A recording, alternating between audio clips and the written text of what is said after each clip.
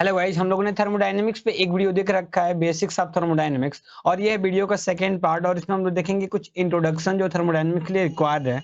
सबसे पहले हम देखेंगे controlled volume, thermodynamic state and process, reversible and irreversible process, cyclic process, quasistatic process, ideal gas and real gas. तो चलिए शुरू करते हैं controlled volume. It is a fixed volume over which mass can pass in and out of its boundary. Mass within a controlled volume may or may not be constant. Control volume एक fix volume होता है जिसके through मास किसी system के अंदर जाता है और किसी सिस्टम से बाहर आता है। और जो सिस्टम के अंदर जो मास जा रहा है वो कांस्टेंट हो सकता है और वो वेरिएबल भी हो सकता है। इस पिक्चर में आप समझिएगा कि मान लीजिए यहाँ पे कोई एक सिस्टम है और ये सिस्टम की रियल बाउंड्री है, यानी ये वास्तव में बाउंड्री है। मैंने एक इमेजिनरी बाउंड्री जो जिसको डॉटेड से यहाँ दिखा रखा है, मैंने डॉटेड से एक इमेजिनरी बाउंड्री माना। ओके, इस बाउंड्री से जो यहाँ पे वॉल्यूम कवर हो रहा है, इस इमेजिनरी बाउंड्री के अंदर ये हमारा जो वॉल्यूम होगा उस वॉल्यूम को हम लोग कहते हैं कंट्रोल्ड वॉल्यूम। और जिस सरफेस से कवर किया जाता है, जिस इमेजिनरी सरफेस या रियल सरफेस से कवर किया जाता है, उसको कहते हैं कंट्रोल सरफेस। ओके, और इस वॉल्यूम जो भी मैंने ये कंट्रोल वॉल्यूम माना है, इस वॉल्यूम से मास अंदर भी जा सकता है और मास बाहर भी जा सकता है। Okay, so a surface which form control volume called control surface, एक ऐसा सरफेस जो कंट्रोल वॉल्यूम जिसके वजह से होता है उसको कहते हैं कंट्रोल सरफेस। और ये सरफेस रियल भी हो सकता है और इमेजिनरी भी हो सकता है। कंट्रोल वॉल्यूम का एग्जांपल है nozzle, diffuser, turbine, compressor etcetera. So nozzle diffuser के बारे में हम लोग आने वाले वीडियोज में देखने वाले हैं। सो यहाँ पे मान लीजिए मैंने एक सिस्टम लिया है और ये सिस्टम रेक्टेंगुलर है और ये रियल बाउंड्री है। और ये जो मैंने अंदर एक बना रखा है ये इमेजिनरी बाउंड्री है, जिसको मैंने अपने मन से बना रखा है इस बाउंड्री को। ओके, सरफेस को हम लोग कहते हैं कंट्रोल सरफेस। और इसके अंदर जो भी वॉल्यूम इसके अंदर कवर हो रहा है इसको कहते हैं हम लोग कंट्रोल वॉल्यूम। इसके अंदर ये सारे वॉल्यूम कवर हो रहे हैं, इसको कहते हैं कंट्रोल वॉल्यूम। कंट्रोल वॉल्यूम से मास अंदर भी जाता है और मास बाहर जाता जाता है। मास जो अंदर जा रहा है या बाहर जा रहा है वो कांस्टेंट भी हो सकता है और वो वेरिएबल भी हो सकता है। और यहाँ पे जो लिखा है एम डॉट इन, यानी इनलेट पे रेट ऑफ मास, और ये आउटलेट पे रेट ऑफ मास, यानी मास अंदर जा रहा है और मास बाहर की तरफ जा रहा है। तो कंट्रोल वॉल्यूम क्या होता है? ये एक ऐसा वॉल्यूम होता है जिसको हम लोग इमेजिनरी या रियल सरफेस से कवर किया जाता है, और इस वॉल्यूम के थ्रू मास अंदर जाता है और मास बाहर जाता है। इसकी आवश्यकता पड़ती है जब फर्स्ट लॉ ऑफ थर्मोडायनामिक्स से क्वेश्चंस हम लोग करते हैं तो कंट्रोल वॉल्यूम का कॉन्सेप्ट यूज करते हैं। ओके, सो अब देख लेते हैं next, thermodynamic state and process. So, thermodynamic state of a system is its condition at specific time. Thermodynamic state होता है वो कंडीशन होता है किसी स्पेसिफिक टाइम पे। जैसे मान लीजिए किसी स्पेसिफिक टाइम T1 पे मैंने इसका प्रेशर, किसी स्पेसिफिक टाइम T1 पे मैंने प्रेशर P1 नोट किया और वॉल्यूम V2 नोट किया है। और किसी दूसरे टाइम T2 पे मैंने प्रेशर P2 नोट किया है और वॉल्यूम V2 नोट किया है। ओके, सो ये जो कंडीशंस, यानी T1 टाइम पे प्रेशर P1 होगा, वॉल्यूम V1 होगा, T2 टाइम पे प्रेशर P2 होगा, वॉल्यूम V2 होगा, ये हमारा स्टेट कहलाता है। तो thermodynamic state of system it's condition at a specific time, किसी स्पेसिफिक टाइम पे जो भी कैरेक्टरिस्टिक्स जो मैंने पहले बता रखा है उन कैरेक्टरिस्टिक्स की वैल्यू जो होती है वही कहलाती है थर्मोडायनेमिक स्टेट। अब देखते हैं थर्मोडायनेमिक प्रोसेस क्या होता है। So continuous change of state are called thermodynamic process. State का जो थर्मोडायनेमिक स्टेट होता है उसका कंटिन्यूअस चेंज कहलाता है थर्मोडायनेमिक प्रोसेस। जैसे मान लीजिए ये स्टेट 1 है, ऐसे ही बहुत सारे स्टेट, स्टेट 2, स्टेट 3, ऐसे करते करते बहुत सारे स्टेट्स हैं, 4, 5, 6। मान लीजिए इस सारे स्टेट्स का कंटिन्यूअस चेंज हो रहा है, यानी स्टेट 1 से स्टेट 2 पे जा रहे हैं, स्टेट 2 से 3 पे जा रहे हैं, 3 से 4, 4 से 5, 5 से 6, ऐसे बहुत सारे स्टेट्स हैं। तो ये कंटिन्यूअस चेंज ऑफ स्टेट्स है, ये प्रोसेस कहलाता है। Continuous change of state are called thermodynamic process. Okay, so इस इमेज में देखिएगा, यहाँ पे देखिए ये स्टेट 1 है, स्टेट 1 से स्टेट 2 तक कंटिन्यूअस जा रहा है, यानी कहीं भी ग्राफ ब्रेक नहीं हो रहा है। सो ये कहलाता है हमारा thermodynamic process, continuous change of state. Okay, इसके अंदर बहुत सारे इंटरमीडिएट स्टेट्स होंगे। ओके, सो ये कहलाता है हमारा thermodynamic process. Thermodynamic process basically दो प्रकार के होते हैं, रिवर्सिबल प्रोसेस और इरिवर्सिबल प्रोसेस। हम लोग वन बाय वन देखते हैं, ये रिवर्सिबल प्रोसेस और इरिवर्सिबल प्रोसेस। सो यहाँ पे देखिएगा, a thermodynamic process that can be reversed in order to obtain the initial state of a system called a reversible process। Reversible process एक ऐसा प्रोसेस होता है जिसमें उस सेम पाथ को फॉलो करके, जिस पाथ से हम लोग इनिशियल से फाइनल स्टेट पे आते हैं, यानी एक स्टेट से दूसरे स्टेट पे आते हैं, उसी पाथ को फॉलो करके रिवर्स जा सकते हैं स्टेट 2 से स्टेट 1 तक। यानी मेरे कहने का मतलब, मान लीजिए ये स्टेट 1 है और ये स्टेट 2 है, स्टेट 1 से 2 तक मान लीजिए मैं कोई पाथ फॉलो करके आ रहा हूं। ओके, अगर मैं इसी पाथ को फॉलो करके रिवर्स अगर चला जाऊं, यानी स्टेट 2 से स्टेट 1 पे चला जाऊं, इसको कहते हैं रिवर्सिबल प्रोसेस। मान लीजिए यहाँ पे स्टेट 1 से स्टेट 2 तक, यानी ए से बी तक हम लोग जा रहे हैं इस पाथ को फॉलो करके। अगर हम इसी पाथ को फॉलो करके बी से ए तक आ जाएं, इसको हम लोग कहते हैं रिवर्सिबल प्रोसेस। दूसरा है irreversible process, a thermodynamic process that cannot be reversed in order to obtain the initial state of system called irreversible process। एक ऐसा थर्मोडायनेमिक प्रोसेस जिसमें हम लोग जहां से स्टार्ट करें, जिस पॉइंट से स्टार्ट करें, जिस इनिशियल स्टेट से स्टार्ट करें, उसी स्टेट पे सेम पाथ के थ्रू नहीं जा सके, इस प्रकार के प्रोसेस को हम लोग कहते हैं इरिवर्सिबल प्रोसेस। सो यहाँ पे देखिएगा इरिवर्सिबल प्रोसेस, जैसे मान लीजिए स्टेट 1 से हम लोग यहाँ पे स्टेट 1 से स्टेट 2 पे जा रहे हैं। ओके, पाथ ए को फॉलो करके, यदि पाथ ए को फॉलो करके हम लोग रिवर्स नहीं आ पा रहे हैं, तो ये इरिवर्सिबल प्रोसेस है। यानी तो कैसे जाएंगे, तो मान लीजिए स्टेट 1 से हम लोग स्टेट 2 पे जा रहे हैं पाथ ए को फॉलो करके, और पार्ट 2 को फॉलो करके, यानी बी पाथ को फॉलो करके 2 से 1 पे जा रहे हैं, तो इस सेम पाथ पे हम लोग रिवर्स नहीं जा रहे हैं, डिफरेंट पाथ पे रिवर्स जा रहे हैं। ओके, तो ये प्रोसेस कहलाता है इरिवर्सिबल प्रोसेस। यानी रिवर्सिबल प्रोसेस के लिए सेम पाथ पे रिटर्न जाना चाहिए, बट इरिवर्सिबल प्रोसेस के लिए सेम पाथ पे रिवर्स नहीं जाया जाता है, किसी दूसरे पाथ को फॉलो करके उस पुराने इनिशियल स्टेट पे जाया जाता है, right. So there are some basic difference between reversible and irreversible process. वो क्या है, पहला है कि जो रिवर्सिबल प्रोसेस होता है ये काफी स्लो होता है। The process is carried out infinitely slow, यानी बहुत स्लो ये प्रोसेस होता है। जबकि irreversible process is it carried out rapidly, यानी ये प्रोसेस बहुत ही जल्द खत्म हो जाता है।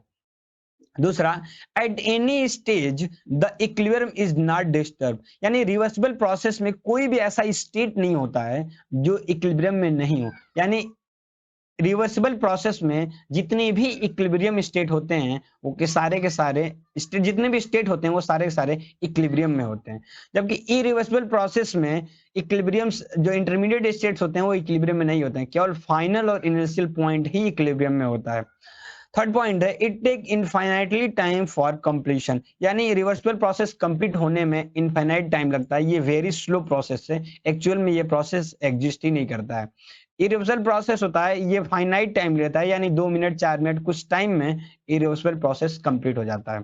लास्ट पॉइंट है, जो भी हम वर्क करेंगे रिवर्सिबल प्रोसेस में वो मैक्सिमम होता है, लेकिन इरिवर्सिबल प्रोसेस में जो वर्क होता है वो मैक्सिमम नहीं होता है। ओके, सो अब देखते हैं साइक्लिक प्रोसेस।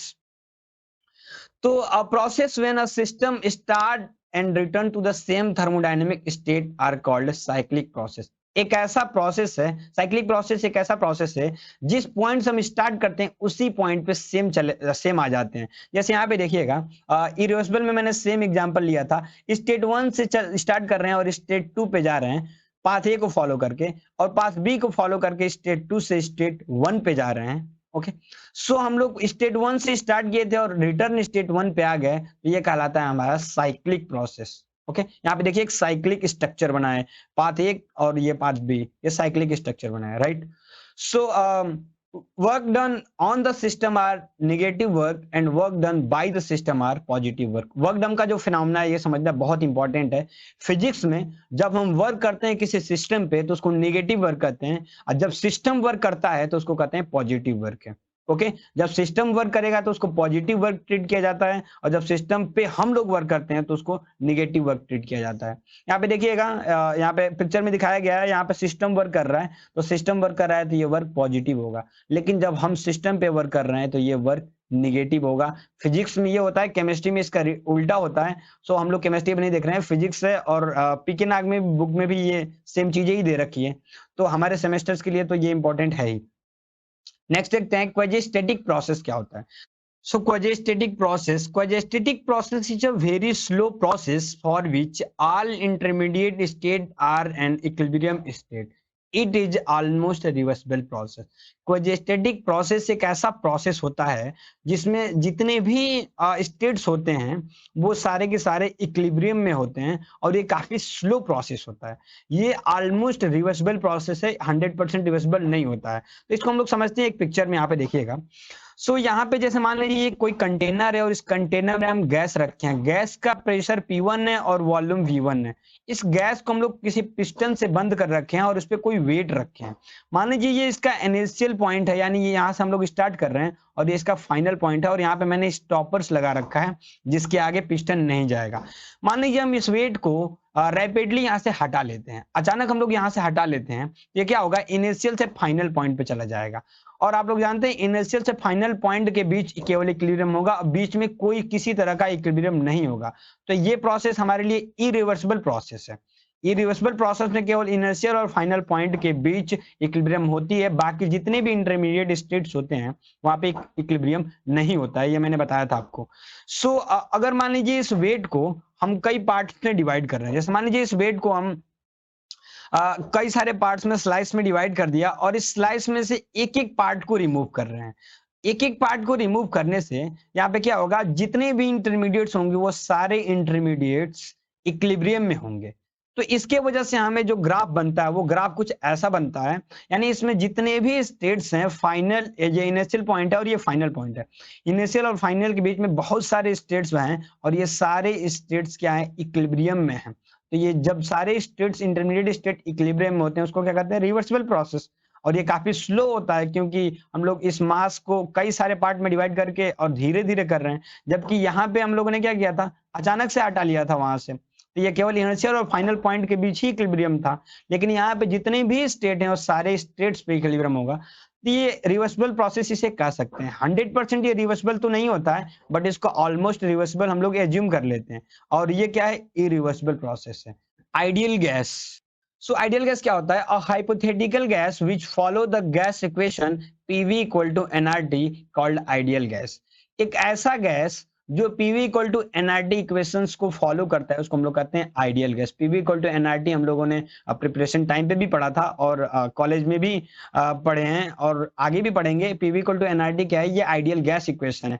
ये आइडियल गैस इसको फॉलो करता है, गैस इक्वेशन को।